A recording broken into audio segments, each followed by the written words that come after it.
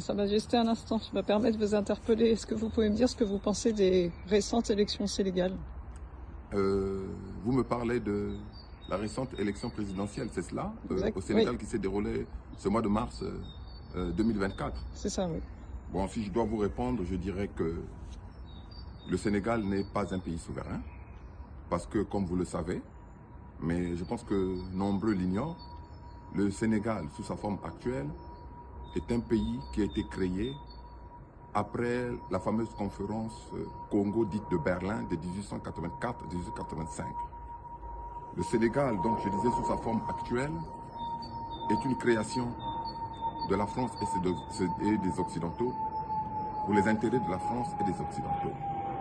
Par conséquent, le peuple sénégalais se doit avant tout d'annuler les fameux accords ou, disons, traités ancestraux qui ont été passés dans les années 1880 sur leur sol, qui ont été passés avec le monde occidental, ce qu'on appelle les conquistadors occidentaux.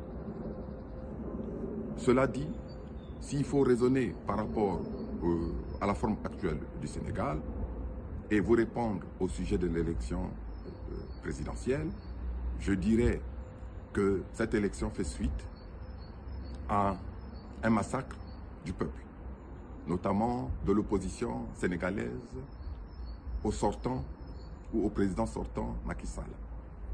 À partir du moment où il y a eu des morts, à partir du moment où on a causé l'invalidité de certaines personnes, la douleur des familles,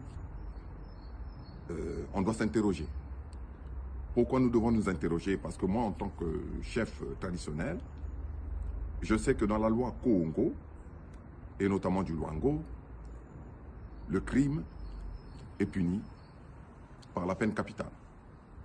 Et le vol est puni par une peine qui fait que le voleur devienne l'esclave de la personne à qui il a volé. Donc, dans le cas du président sortant, s'il s'avère que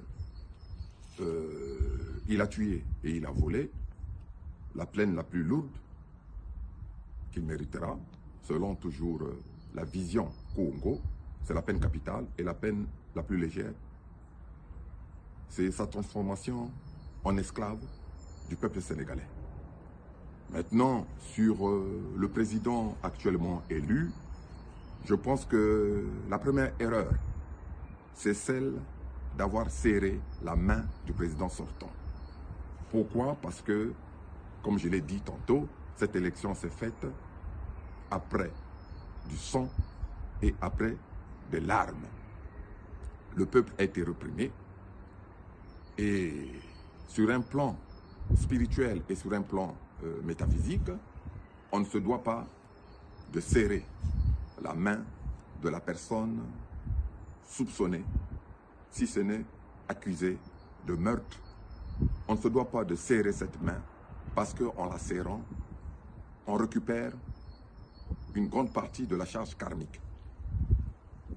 Je veux bien espérer pour le peuple sénégalais, mais je crains fort que dans les semaines, dans les mois qui vont suivre, pour ne pas dire dans l'année qui va suivre, que ce peuple puisse se déchanter, parce que, comme je l'ai dit, à mon âme la vie et en ma qualité de chef traditionnel, on ne fait pas la passation avec un chef qui a causé la mort et la désolation dans des familles.